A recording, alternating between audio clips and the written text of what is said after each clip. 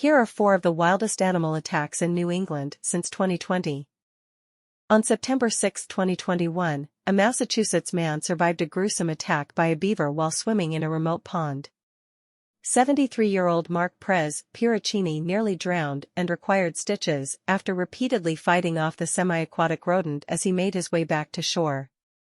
The attack left Piracini with lacerations from head to toe, chunks of flesh torn from his arms and legs, a fractured finger on his right hand and a lacerated tendon on his left index finger, as well as suffering significant blood loss. Nurse practitioner Benjamin Woodard treated Piracini at Bay State Franklin Medical Center in Greenfield, Massachusetts, with assistance from nurse Samantha Keith.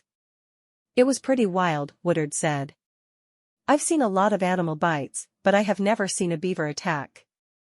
Piracini said he likes to swim to a small grassy island about 50 yards from shore so he can take in the natural undisturbed beauty and listen to the wind blow.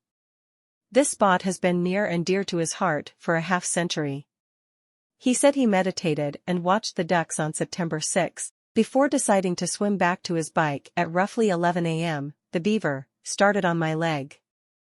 I never saw him. I thought it was some weird mutant lake trout," Piracini recalled. "He surfaced near my head and grabbed my head. He went to bite my head. I punched him a couple of times." Piracini said the 35 to 40-pound beaver repeatedly dove underwater and resurfaced about 15 feet in front of him to begin attacking again.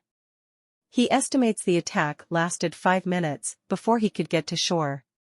He said he realized he was going to drown if he focused on fighting back. "I just had to take the licking and get to shore.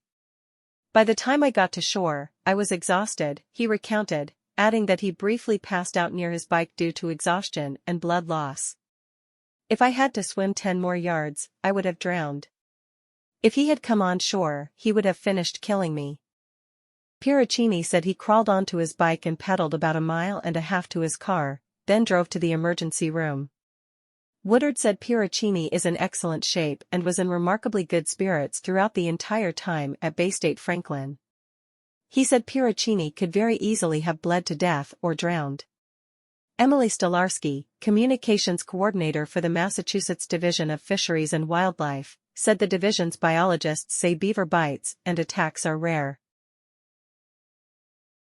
On Sunday, the 16th of October 2022, a 10-year-old boy was playing in his grandparents' backyard in Connecticut when he was mauled by a 250-pound black bear that tried to drag the child away until the animal was fatally shot by police. The child was attacked at about 11 a.m. Sunday in the town of Morris, the State Department of Energy and Environmental Protection said. He was taken to a hospital for treatment of injuries that were not life-threatening. Officers from the state police and DEEP's Environmental Conservation Force responded and shot the bear, authorities said. James Butler, the boy's grandfather, described the harrowing attack, saying that his grandson was playing near a trampoline when the bear emerged from woods behind the house. "I heard him yell bear, and when I looked up, I saw his leg in the bear's mouth and the bear trying to drag him across the lawn," Butler said. Butler, who uses a wheelchair, wheeled his chair toward the bear and threw a metal bar at its head. The bear released the boy but then grabbed the child a second time and used its claws to try to roll the boy onto his back, the grandfather said. A neighbor, alerted by the boy's screams, raced over and scared the bear off by brandishing a pipe and yelling. Once Butler and his grandson were safely inside the house, the bear returned, walking up a wheelchair ramp and peering at them through the screen door. "We thought he was coming through the screen," Butler said. "No doubt he was a big threat." The bear was fatally shot by police a short time later. Butler and his wife, Christina Anderson, who was inside the house when the bear attacked, said the boy suffered a puncture wound to one thigh, bite marks on a foot and ankle and claw marks on his back. State biologist Jenny Dixon said the risk of negative bear-human interactions is increasing as Connecticut's expanding bear population becomes acclimated to humans and develops a taste for their food.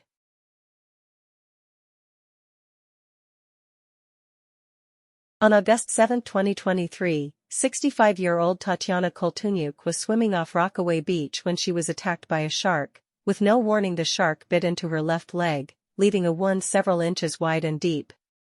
Lifeguards pulled Koltunyuk from the water and applied a tourniquet to her leg. She was taken to Jamaica Hospital in critical condition. On Tuesday afternoon, she was upgraded and said to be stable. However, her wound was so deep that she nearly bled to death.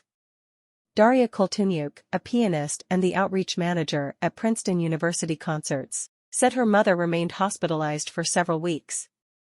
Experts said Koltunyuk's bite was the most serious shark attack in New York waters in decades. Tatiana received 5 surgeries in 8 days and lost nearly 20 pounds from her upper left thigh.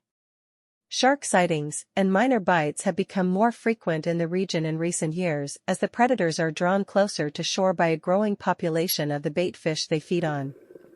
At least 13 swimmers reported being bitten off the coast of Long Island in the previous 2 summers, surpassing the total of reported bites throughout New York history prior to 2022.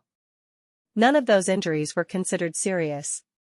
It was probably 6 to 8 feet in length, and we've narrowed it down to a handful of species: bull shark, tiger shark, white shark of course, and maybe even the dusky shark, said marine biologist Greg Skomel.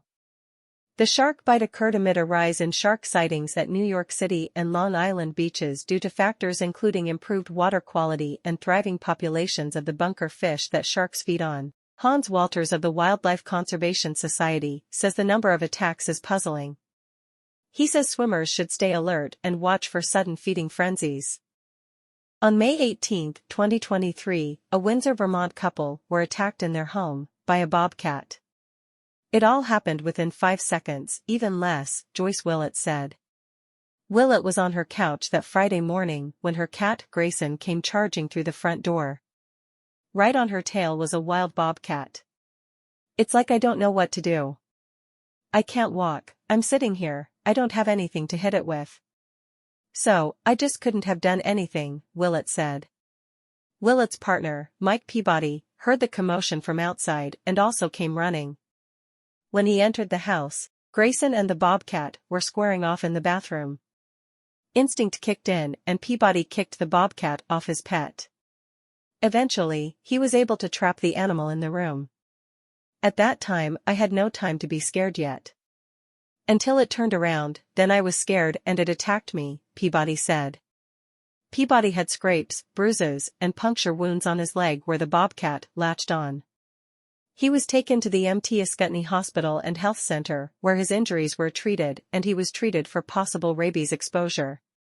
"When the whole thing was over, I'm 70 years old, I'm going to be this year, and I was thinking to myself, boy, a lot of thoughts went through my head awful fast. I didn't think I could think that fast in a split second," Peabody said. Fish and wildlife officials say the bobcat, which was euthanized on site, was confirmed to be rabid.